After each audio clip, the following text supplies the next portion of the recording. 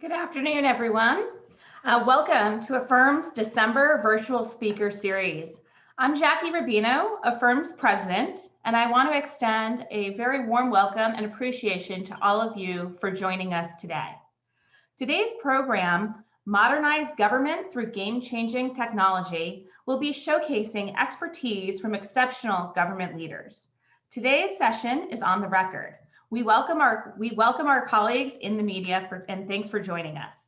I'd like to take a moment to share some insights about the legacy of AFFIRM, the Association for Federal Information Resources Management.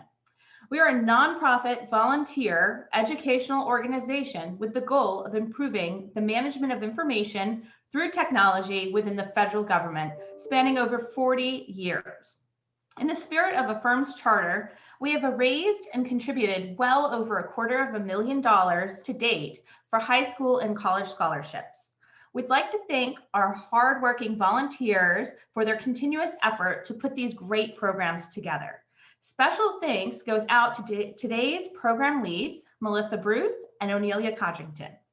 We extend our many thanks to our generous speaker series sponsors, SAIC, TrustWave, Fed Insider, ServiceNow, Veritas, Excel Technologies, and Avantis, as well as our sustaining partners shown in the slides displayed.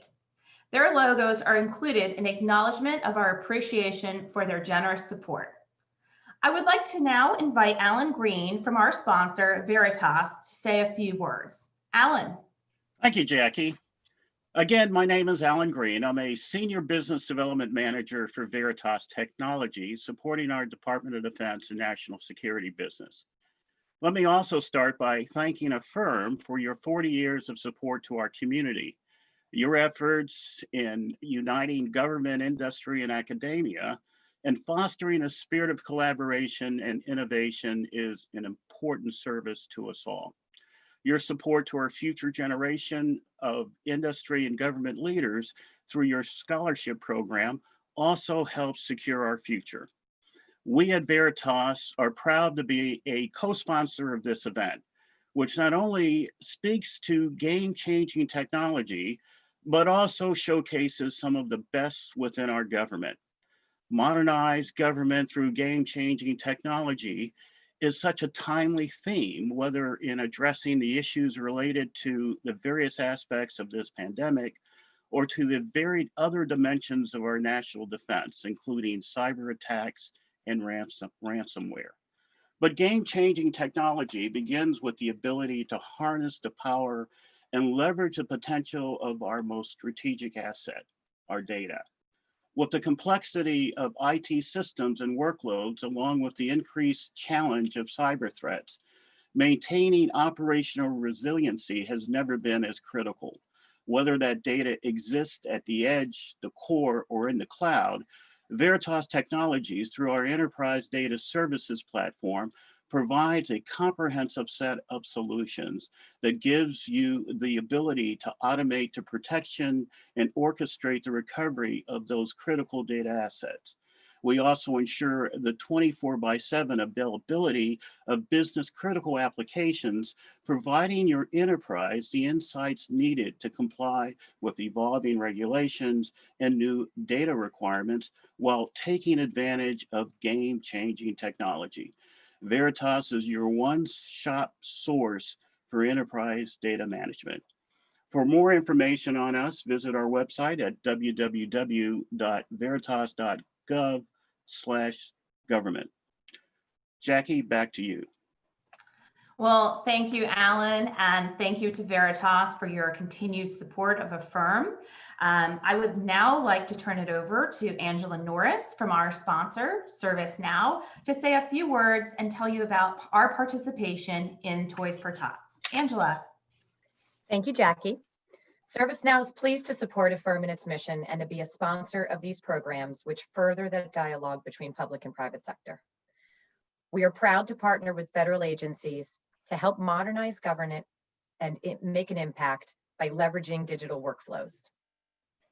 Year after year, the AFFIRM community contributes in so many ways through grants, scholarships, and dedicated volunteer service. Of all the good our community does together, our favorite is our annual support of the Marines Toys for Tots program. We ask you to join AFFIRM in our efforts to make a child happy during the holidays. This year, in light of the impact of the pandemic on many families with small children, your monetary or toy donation today helps ensure that all children will have a gift to open at Christmas. The ultimate success of this program depends on the support and generosity of our local community. We ask everyone to generously give to this worthy cause. And I'm going to hand it back to Jackie for additional details on how you can support. Thank you, Angela, and really thank you to ServiceNow for your continued support, and especially to you as being one of our wonderful board members. For those of you out there, you absolutely can donate to Toys for Tots in a couple ways. You may buy a virtual toy for the toy box, or you can make a cash donation, both through the Toys for Tots website. You can find the link on our affirm.org/programs webpage to help facilitate that donation. Thank you all for considering this. It's a worthy cause, and we are very proud to continue to sponsor such an effort. Now over to Melissa Bruce, one of our program's co-chairs, for a quick few housekeeping items. Melissa. All right, thank you, Jackie. So I have a few quick housekeeping items. If you have a question, simply open the question and answer tab on your webinar toolbar and type in your question. If you see another question you would like the speakers to answer first, click the thumbs up button and upvote the question. If you're having technical difficulties, use the chat box in your toolbar to chat with the other webinar hosts. We have also included a very brief survey at the end of the event to capture feedback and help us continually improve. We appreciate if you could take a few seconds to participate. The survey will pop up in your internet browser when you close the Zoom application. Thank you, Melissa. Now, without further ado, I am pleased to introduce today's moderator, Deniece Peterson. Please join me in the chat box by giving Deniece an excellent and very warm AFFIRM welcome. Deniece, the floor is yours. Thank you, Jackie. Good afternoon, everyone. I'm Deniece Peterson. I'm Director of Federal Market Analysis at Deltek. And so basically what that means is that I lead a team of analysts that do federal budget, policy, and acquisition analysis. And so we're always interested in speaking to people like our panelists today, who are in the trenches, doing the work, really examining the potential for emerging technologies in the federal space. So I'd like to go ahead and introduce our panel. I, as an analyst, of course, have many questions for them, but as Melissa mentioned, please submit your questions in the chat box, and I'll do my best to incorporate those into the discussion. So first up, we have Frank Konieczny. He's Air Force Chief Technology Officer in the Office of the Deputy Chief Information Office in the Office of the Secretary of the Air Force. We also have Colonel Gregory Smith, who's the military deputy to the Director of the Combat Capabilities Development Command in the Data and Analysis Center. And then last but not least, we have Brian Campo, who's the Acting Executive Director at the Chief Technology Officer Directorate in the U.S. Department of Homeland Security. So I'd like to welcome you, gentlemen. Thanks for joining. So I'm going to jump right in. I think the best place to start, first order of business, is just to hear a little bit from each of you, talk a little bit about your role in your organization, and particularly kind of what game-changing means to you and in that role. Mr. Konieczny, why don't we start with you? Okay, got my name right. Yay! Yay! I've been practicing. As a CTO, one of my major efforts is to inject new technology into the organization. And technology across the organization means everything that's related to IT, associated with IT. So both on the air side and the space side, that's my main efforts going out there. And new technologies for us is kind of innovative, and I'm sure we're going to get some of the questions, but of course it's all AI, ML related, as well as some other capabilities regarding, the 5G systems that we're putting out there right now, and supporting various initiatives that we have across, especially in not only the battlefield area and battle space management area, but also in the maintenance area and actually the education area as well. Great. Colonel Smith, I'd love to hear about your role. You're muted. We're not able to hear you. Can you come off of the mute button? There we go. Good now. Sorry about that. Welcome everyone, and thanks for the opportunity to talk to you all this afternoon. Yes, my name is Greg Smith, and I represent the Data and Analysis Center for the Army, also called the DAC. It's the Army's Future Command's and the Future Modernization Enterprise Center of Excellence for Data and Analysis. DAC's mission is to deliver objective analysis, experimentation, and data across the entire life cycle to ensure readiness today and a more lethal force tomorrow.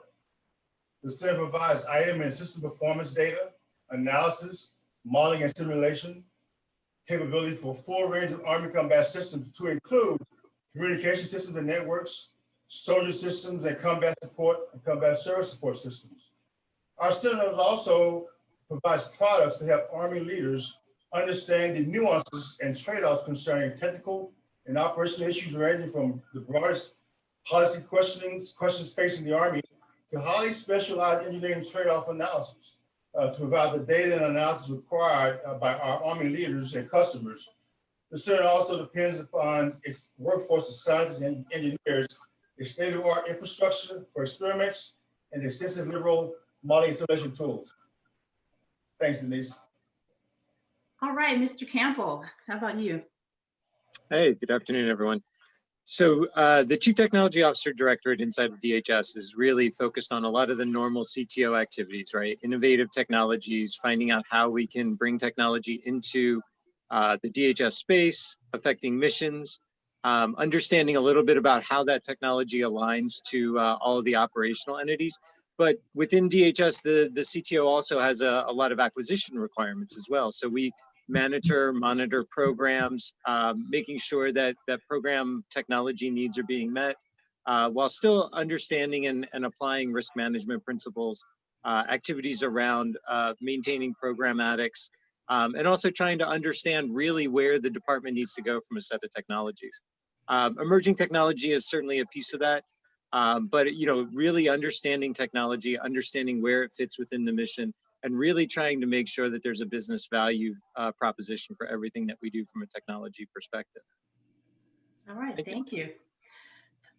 So when the title of this webinar is about modernizing government using game-changing technology, and so I think that can be subjective depending on the organization. Which technologies, depending on the challenges, the technology environment. What does game-changing mean for you? Especially as we see a lot in we analyze budgets in my organization, and we keep seeing autonomous devices and Internet of Things and quantum and 5G, and of course AI and machine learning. So I'd love to hear from each of you. Talk a little bit about kind of what's the front of mind solutions of those types that when you think about kind of the next phase of your organization and where you're trying to go in that technology roadmap. What are the type of technologies that you see kind of supporting your agency's ability to meet mission goals? And maybe we'll go in reverse this time. How about you start this time, Mr. Campo? Sure. So I think for us, really what we're trying to understand is getting into an automation perspective, right? So, in the current climate, obviously there's a lot of things being thought of from a remote telework. How do we enable that? Where do we find technologies that allow people to do the jobs they were doing in a remote situation? But I think it's also about how the context has changed for technology. As people moved out of the offices and are working from home, a lot of people started to think about how they do their work differently. We started to think about, where are the activities that we can start to evolve? Specifically around how do we continue to deliver mission value while we're in a remote location? What technologies do we need to be able to do that? One of the things that we've really been focusing on is trying to increase security, trying to understand, how we can integrate security a little bit more deeply into what we're doing without trying to put on top of it a lot of onerous burdens. A specific area might be SecDevOps, right? So we're trying to understand, how does automation and security come together? How can we work with programs to really focus on where their security concerns are, getting them thinking about a little bit earlier in the cycle, And really, this is a great opportunity for us to think about how we can change the paradigm of program delivery. Where we can implement automation, how we can think about the ATO from a remote perspective, and really where those things start to converge. Just kind of led us back to the SecDevOps concept, bringing in all of the different evolutions that industry's been doing for years, and then figuring out how we apply them to the government space. Interesting. Thank you for that. So Colonel Smith, I mean, being in data and analysis, I mean, all the emerging technologies that we look at, the center point of all that is data, right? So I'm interested in hearing from you, what types of emerging game-changing technologies are kind of front of mind for you? So thanks for the question, Deniece. So for the Army senior leadership, I would say we're all in on technologies for the future force, artificial intelligence, automation, virtual reality, machine learning. The thing that we worry about is that for those that are not aware of those technologies, whenever they're presented with a problem right now, they just will tell you to sprinkle some AI on that or give a little machine learning to that and expect everything to happen. But that's not the case. And so we're tackling that also.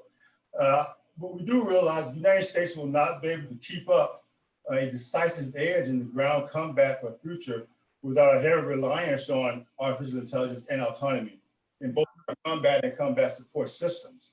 Our future training for the extremely complex multi-domain operations that the Army expects will have to include virtual reality tools if our soldiers are to be ready for that non-traditional missions that we expect to come about. In the Data Analysis Center, we supply data and analysis relevant to the entire life cycle from early concepts to post-fielding of weapon systems. There won't be a one-size-fits-all solution to developing and analyzing these new technologies because the AI systems under consideration by the Army span such a broad spectrum.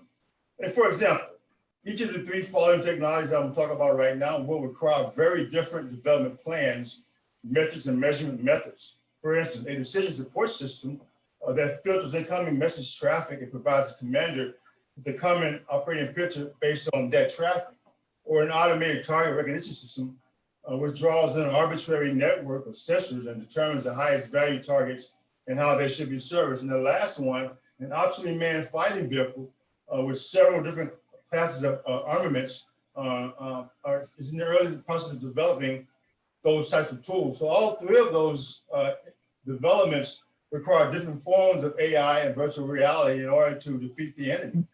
And so we're taking these, we're constantly talking to industry and academia to make sure that our soldiers and warfighters have what they need in this new battlefield and new environment. Thank you. All right, thank you. Mr. Konieczny, let's set it right again. You're up. What does it mean for the Air Force for you? Okay, you have to understand the Air Force is, we have 160 some major bases across the world, and they are little cities unto themselves. And so you have to think of it that way, as we have chemical plants, we have energy plants, we have water plants, we have almost everything out there, including, education capabilities as well for not only the particular airmen, but also the families and everything else. So you have to understand that that's, that first of all, you have to take that as a basis of where you start from. Now you look at what we're trying to do.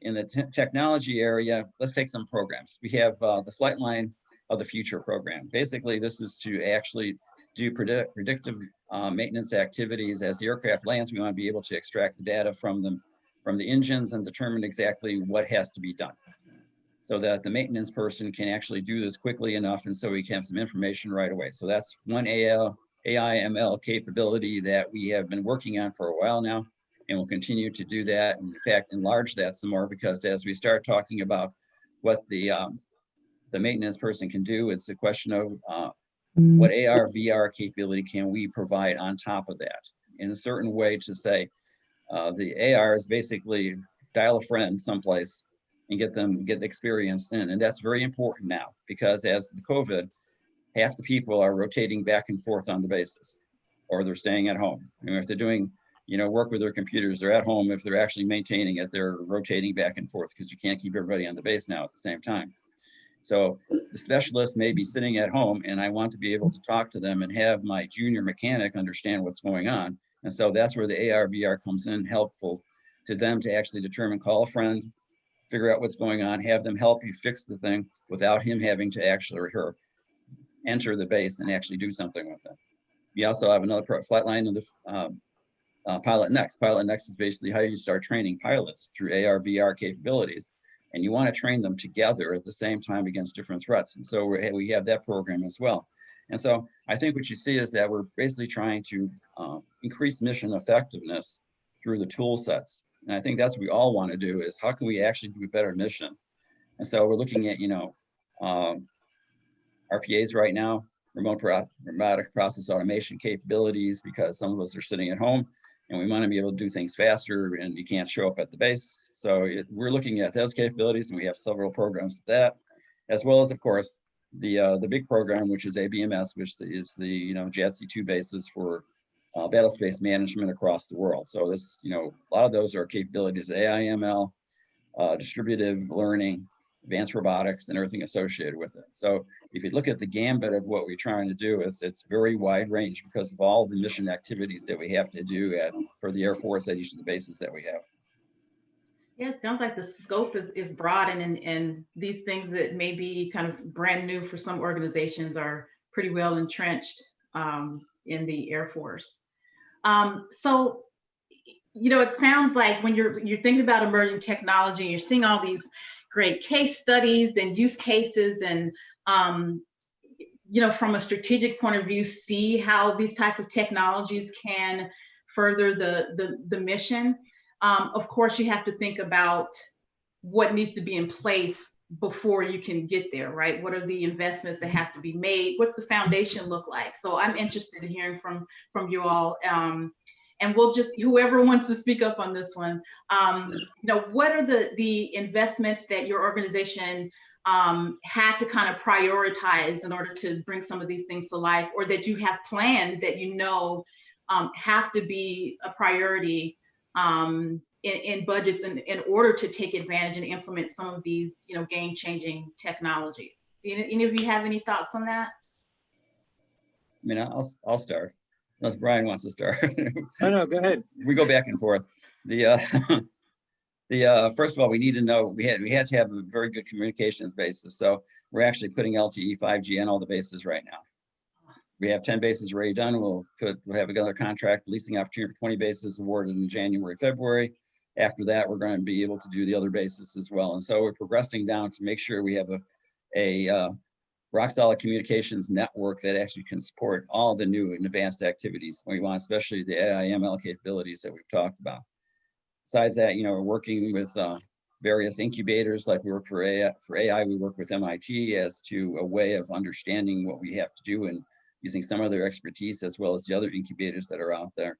And of course, for the communications lately, we're working on zero trust capabilities, especially since everybody's working at home. We're very concerned about the security of the environment that they're working in, especially if they're not using GFE equipment. And we want to be able to ensure that we have the capability to do this in a zero trust environment.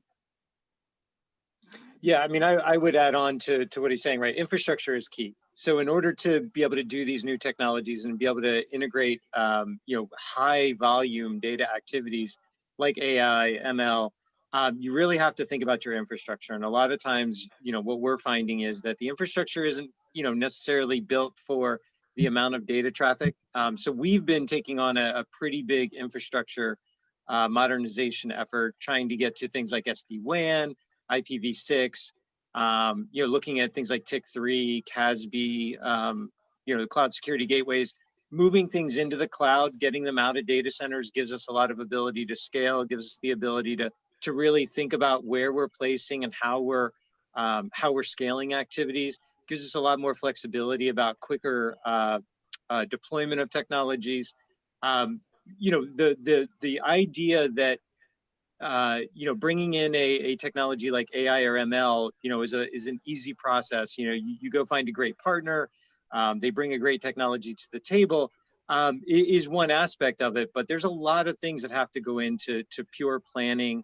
Those back office type things that a CIO or CTO shop has to think about. So that's really where we've been for the last 6 months, trying to think about infrastructure, trying to think about where we're going to be 6 months from now, trying to understand a little bit more about, what are the underlying capabilities that we need.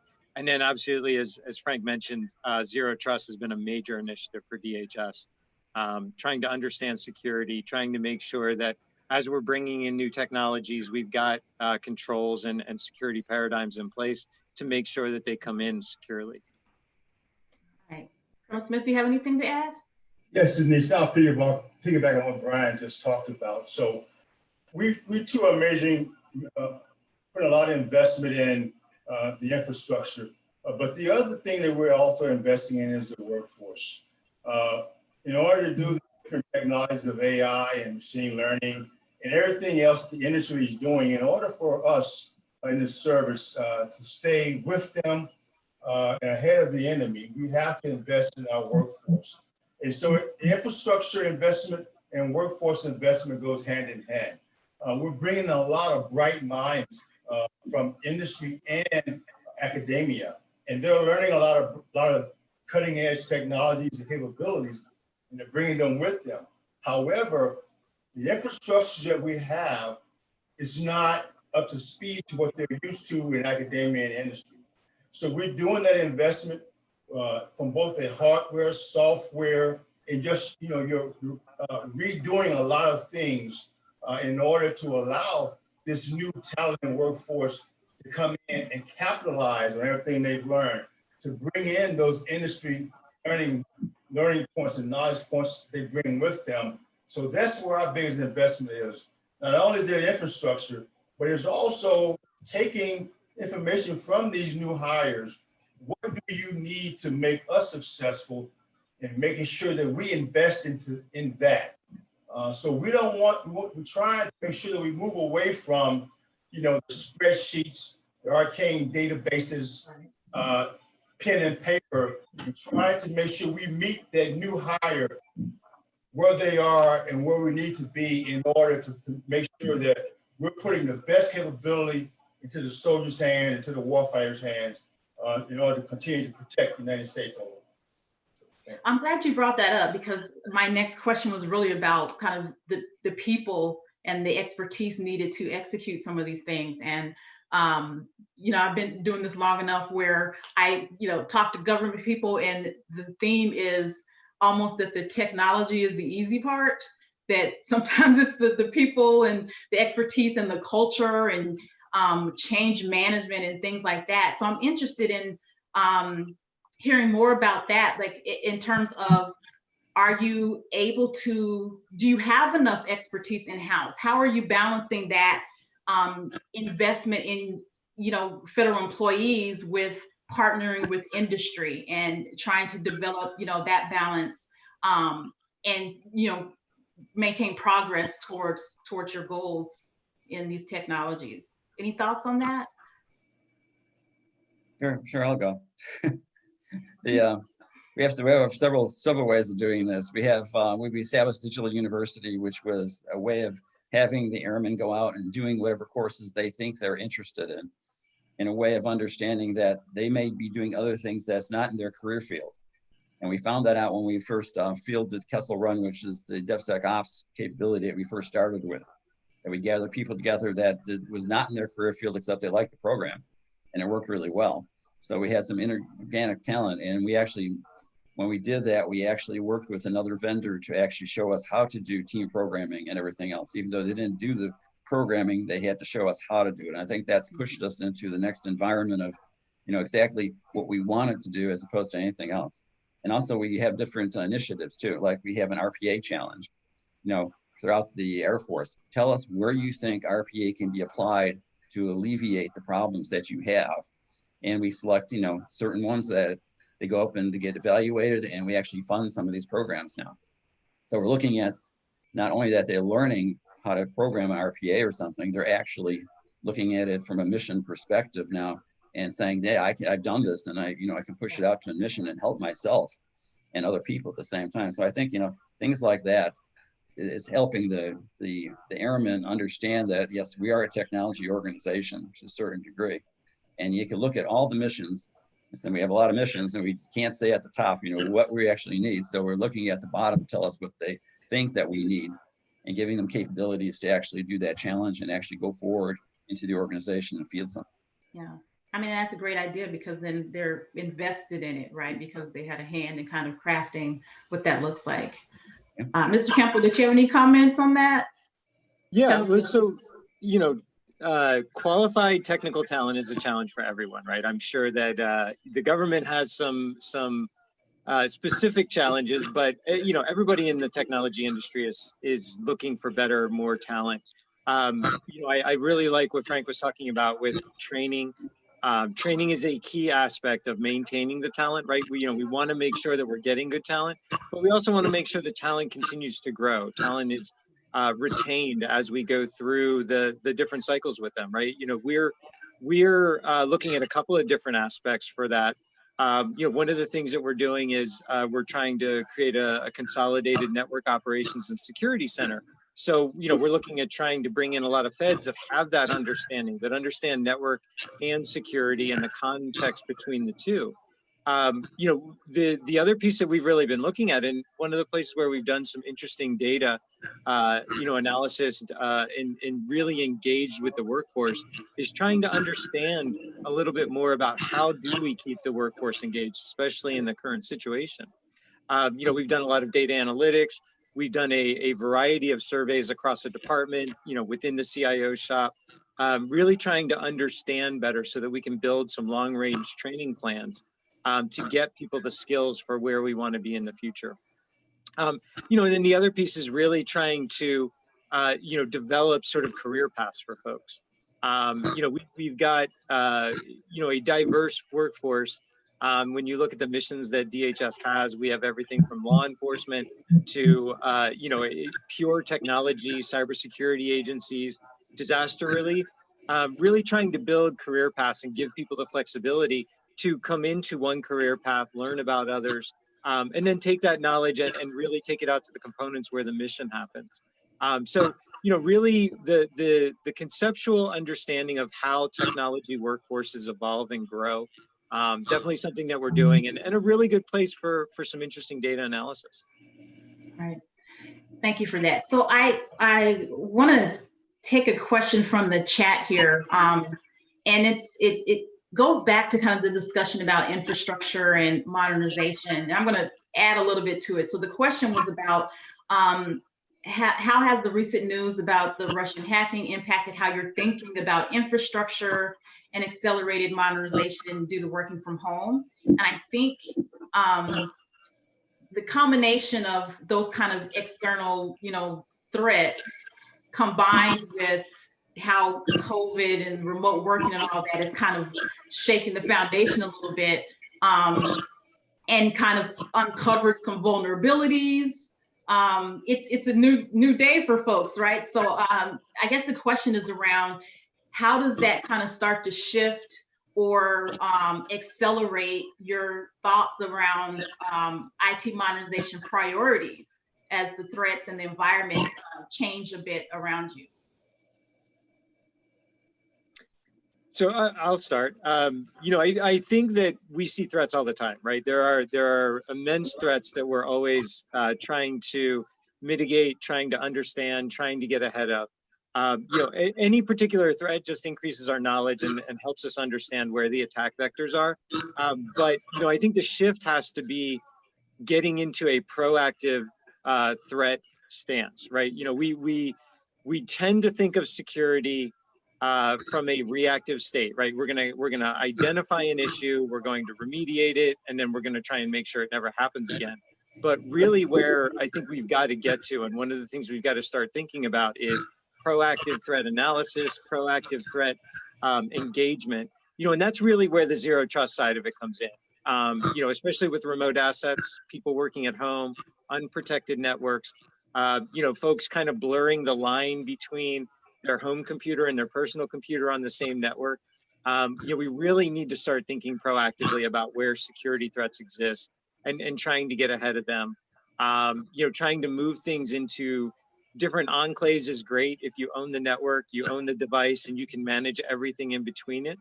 But again, in the current environment, there's not a lot of room for end-to-end understanding. So understanding things like zero trust, putting in place things like cloud access security brokers, cloud security gateways, and then I'll throw out the TIC 3.0 again. I think TIC 3.0 is a really interesting game changer. I think it's a really interesting way to think about how assets in the cloud and remote assets are managed. And gives us a different way to sort of think about the enclave picture and where our security controls need to live and how we manage the boundaries that they exist in. Okay, Colonel Smith, do you have any thoughts about that? Kind of the infrastructure, external things that may drive you to accelerate that investment? Yes, so I would say, a lot of us talk about COVID as all the negative things about it, but I would tell you for our workforce, what COVID has done for especially the leadership and those in the supply and capability realm is that we have been able to figure out what our risk and security gaps in our infrastructure were, especially when you're talking about teleworking. And so what we started was, we started training the workforce on what it meant to be, to decrease the risk and security loopholes when working at home. We did that training, continued that training, so the team was. Along with that, we also invested a lot of resources into extending the government network to individual homes, meaning that if you're doing work at home, you will do it remotely, however, remotely connected through your work infrastructure. So with that investment, it's trying to move as many of the workforce off of their personal computers, personal devices, and on to government certified, government updated, patched everything at the home telework environment. Yes, it takes resources. However, given what we do, we are a data-centered organization. We employ a lot of data science, a lot of different AI, ML on our own computer devices. And so we have to make sure that we're protecting that data in any form or fashion we can. So we decided to invest in those resources for our workforce in order to protect our interests, our customers' interests, in order to continue to work throughout this COVID atmosphere. And so this is what we've done. The verdict is still out. There is no concrete, foolproof process, but we're doing everything we can to ensure that the workforce has what they need, that we're protecting our work infrastructure, intellectual capacity, so that if we do have any kind of mishaps, that they're very small and minimal, and that we're able to catch them and overcome them at a moment's notice. Thank you. Right. Yeah. Thank you. Another question in the chat. I think this will circle back to you, Mr. K. I don't want a chance not saying it right again. So the question is around 5G. I know you mentioned that, and we've seen that there's kind of a massive effort in Air Force right now. So the question is, 5G will change defense capabilities in almost every way. Has your organization planned satellite communications transformation? And if so, what were some of your key focus areas, and how do you think that will affect the organization? Okay, you have to look at it from the viewpoint of what mission communications do we actually need? And if you talk about 5G, it's 5G across the world. And so you have your choice, 5G satellites, 5G wired networks, and everything else associated with it. So when we talk about 5G as a capability across everything, yes, we looked at satellites, we looked at the capabilities. Now, I understand that satellites are far enough away, except for low orbit ones, and they will slow down the communications because of the distance involved, as opposed to having a 5G, 24 gigahertz receiver sitting, not even half a mile away, 200 feet away from you. So you got to look at what mission do you have to do. But as we go forward with missions, it's always the basis of how fast is the data that I need and where can I send it to, and how fast do I get it? Now, we talked about alternative methods We always talk about, a threat going across Europe and whatever, and the communications involved, boxes involved in that. Obviously, everything's encrypted as we send information across. However, we have to have alternative means of communication if something gets blocked. And that's where the satellites and other waveforms actually come into play. So we look at it from a communications ecosphere, I believe, any way we can communicate, we look at alternatives all the time as to how we want to get the information there. 5G will give us the bandwidth we need. However, there's some difficulties with all the time at that speed that you actually need. You have to be careful of that. Yeah, it's not as easy as we may think. So another question I have is around challenges and roadblocks, right? So I think we can all assume that budget is always an issue, right? Aside from budget, what do you see as kind of the biggest roadblocks to kind of fully realizing the potential of some of these emerging technologies? Mr. Campo, how about we start with you? Sure. Yeah. So again, right, the technology is generally the easy part. There are the organizational elements. There is the general concept that there's a ton of governmental inertia that you've got to overcome. I think that when we think about roadblocks, generally that's part of what we got to do in tech, and that's part of what a CTO's job is. For particular roadblocks around technology, I see us trying to expedite how quickly we can bring technology in. It used to be the case that government was 5 to 10 years behind industry. I think we're starting to close that gap. I think we're starting to see technology start to incubate a little bit in the government, and I'm really glad to see that. I'm glad that we as a government organization, especially at DHS, are really looking at forward-thinking technologies. Part of it is planning cycles. We've got, besides the budget, just our planning cycles are so far out that it's hard to sometimes change course. You plan 2 to 5 years out. A new technology shows up in 6 months, and now you've got to figure out, well, where do I bring that technology in? Or how do I get that technology integrated into a program that's already set its course for the next 2 to 5 years? That's one of the challenges that we in the CTO organizations are working on doing. I think we're looking at trying to decouple technology from program. We're looking at things like enterprise services that can be a little bit more nimble as far as how we're providing technology to programs. And really starting to think about those enabling technologies like RPA, right? So, when we bring in something like RPA, that doesn't necessarily have to be tied to a specific program. What we're looking at that is sort of a workforce multiplier. How does a technology like RPA affect the mission so that the mission can deliver a lot quicker?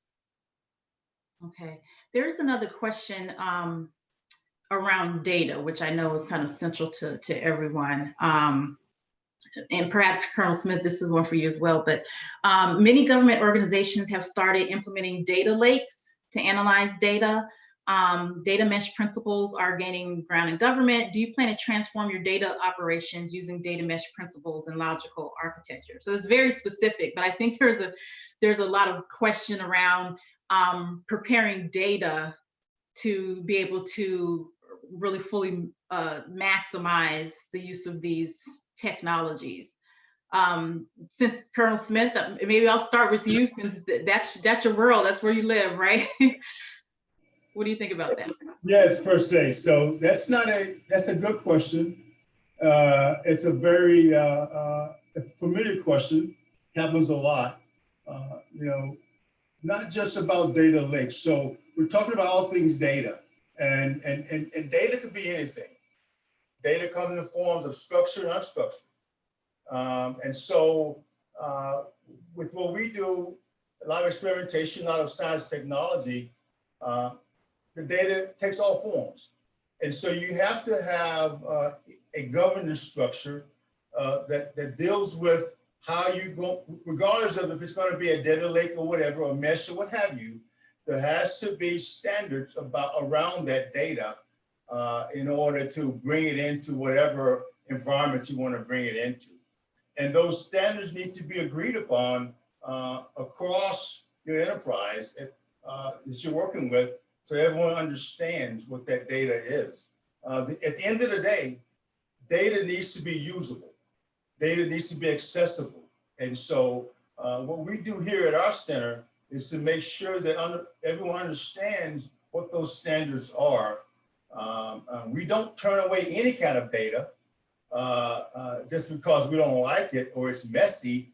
We develop techniques to make it more usable without losing its inherent capabilities, its origination. And so, we use a lot of techniques. We're very well abreast of what's going on out in the industry and academia.